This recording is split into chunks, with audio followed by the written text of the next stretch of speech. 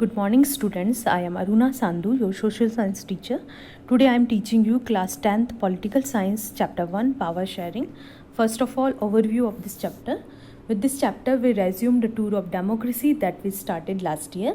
We noted last year that in a democracy all power does not rest with any one organ of the government, and intelligent sharing of power among legislature, executive and judiciary is very important to the design of a democracy. Last year 9th class में हमने पढ़ा था कि democracy, what is democracy, Y democracy. उस chapter में हमने पढ़ा था कि जो पावर है वो किसी एक ऑर्गन में नहीं होना चाहिए. गवर्नमेंट के जो 3 ऑर्गन्स हमने पढ़े थे, लेजिस्लेचर, एग्जीक्यूटिव एंड जुडिशरी, इनमें इंटेलिजेंट शेयरिंग होना चाहिए, तभी जो एक्चुअल डेमोक्रेसी है वो वर्क करती है. In this and the next 2 chapters we carry this idea of power sharing forward. इस चैप्टर में और नेक्स्ट 2 चैप्टर्स में हम पावर शेयरिंग के बारे में ही पढ़ेंगे. We start with 2 stories from Belgium and Sri Lanka. Power sharing को अच्छे से समझने के लिए हम 2 कंट्रीज़ का एग्जांपल ले रहे हैं. एक बेल्जियम जो यूरोप का एक छोटा सा कंट्री है, एंड श्रीलंका जो इंडिया के सदर्न डायरेक्शन में है. Both these stories are about how democracies handle demands for power sharing. इन दोनों कंट्रीज़ के एग्जाम्पल से हम देखेंगे कि डेमोक्रेसी में पावर शेयरिंग को कैसे हैंडल किया जाता है, जो डिमांड्स होती है उनको कैसे हैंडल किया जाता है. The stories yield some general conclusions about the need for power sharing in democracy. इन स्टोरीज से हमें पता चलेगा कि क्यों ज़रूरत पड़ती है पावर शेयरिंग डेमोक्रेसी में और उसके लिए क्या करना होता है गवर्नमेंट्स को. This allows us to discuss various form of power sharing that will be taken up in the following 2 chapters. First of all, Belgium and Sri Lanka. पहले हम बेल्जियम के बारे में पढ़ रहे हैं. Belgium is a small country in Europe, smaller in area than the state of Haryana. Belgium एक छोटा सा कंट्री है यूरोप में, और हमारा इंडिया का जो स्टेट है हरियाणा उससे भी एरिया में छोटा है. It has borders with France, the Netherlands, Germany and Luxembourg. Belgium की बॉर्डर्स जो है वो फ्रांस से लगती है, नीदरलैंड से लगती है, जर्मनी और लग्जमबर्ग से. It has a population of little over 1 crore, about half the population of Haryana. इसकी पॉपुलेशन भी बहुत कम है, लगभग 1 करोड़ है, जो हरियाणा से के आधे के जितनी है लगभग. The ethnic composition of this small country is very complex. जो एथनिक कंपोजिशन है इस कंट्री का वो बहुत ही कॉम्प्लेक्स है. अब एथनिक कंपोजिशन क्या होता है, the word, what do you understand by the word ethnic, ये हम देखते हैं.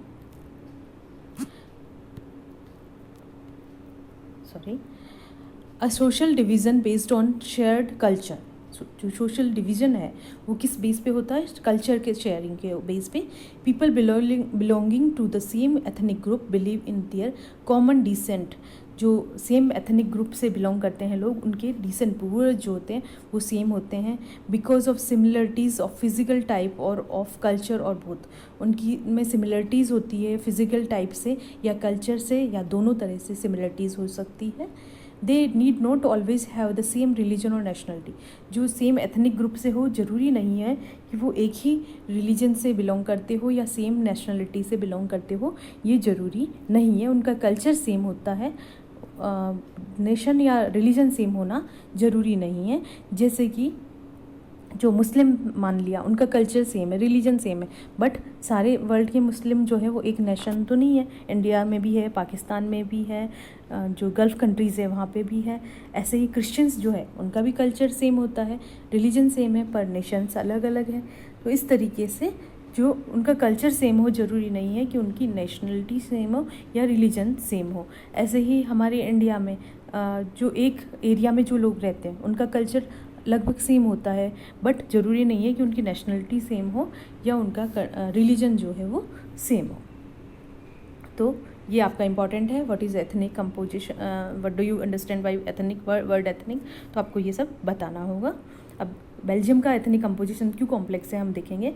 Of the country's total population 59% lives in the Flemish region and speaks Dutch language.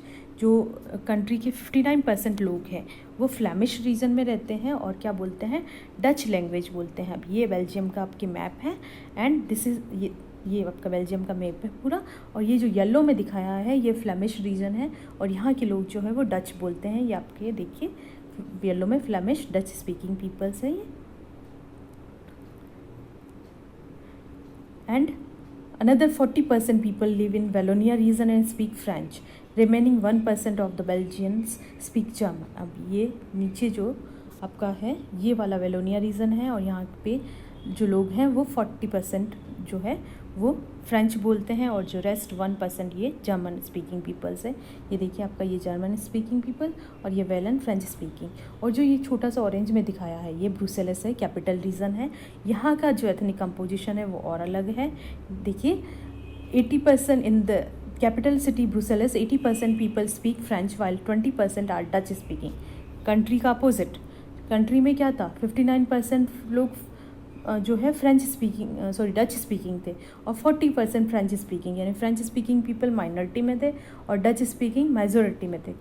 Capital में उल्टा हो गया, कैपिटल में 80% फ्रेंच स्पीकिंग पीपल, यानी फ्रेंच स्पीकिंग पीपल जो कंट्री में माइनॉरिटी में है वो यहाँ पे मेजॉरिटी में है, और जो डच स्पीकिंग 20% डच स्पीकिंग है कैपिटल में, और कंट्री में है 40%, यानी कंट्री में जो माइनॉरिटी में थे वो यहाँ मेजॉरिटी में हो गए, और जो कंट्री में मेजॉरिटी में थे वो यहाँ पे माइनॉरिटी में हो गए।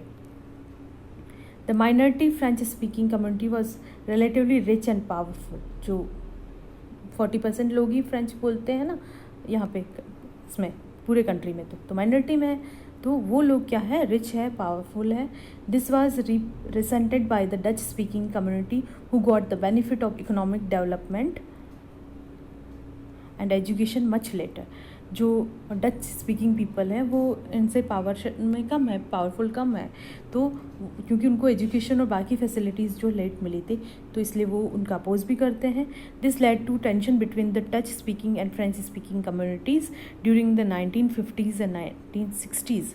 1950s और 60s के जो टाइम में इन दोनों ग्रुप्स में जो है टेंशन क्रिएट हो गई थी।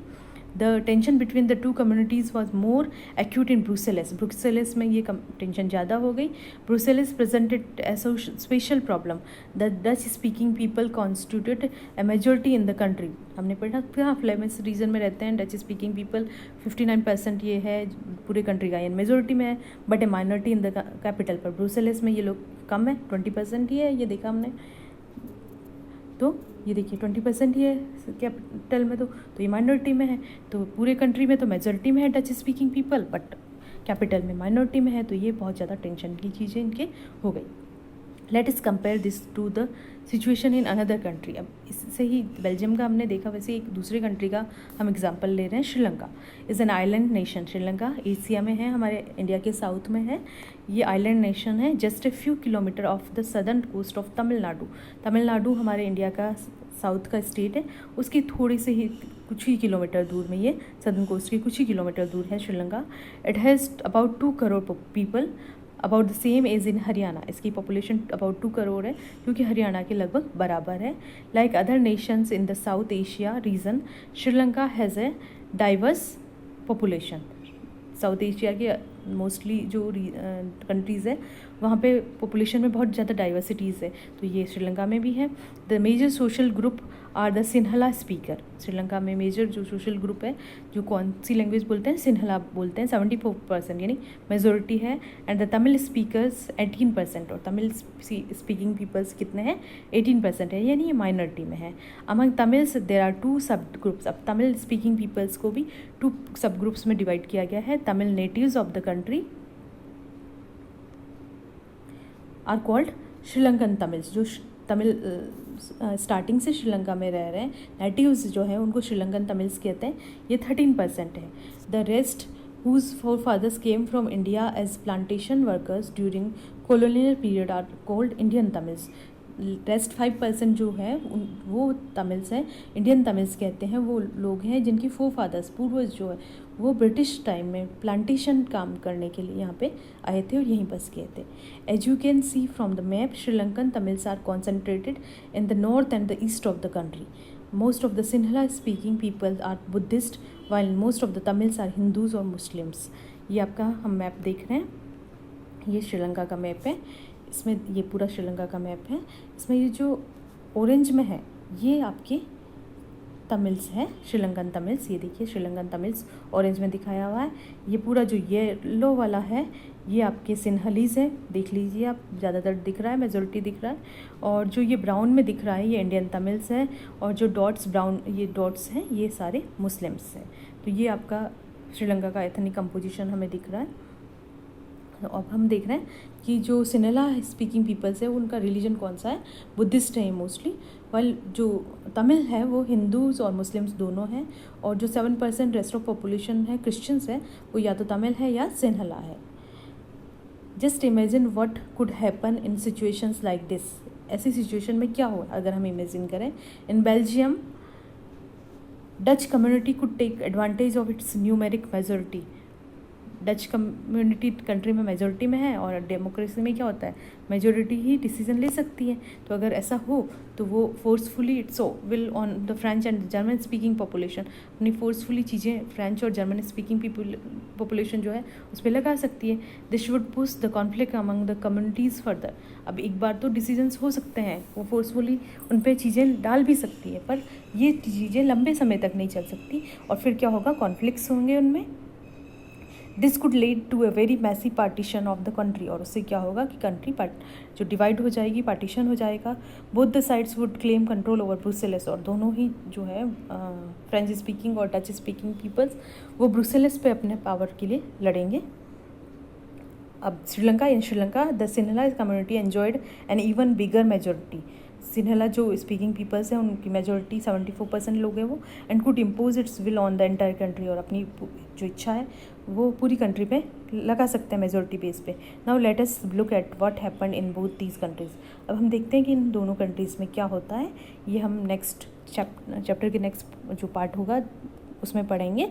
आज के लिए इतना ही।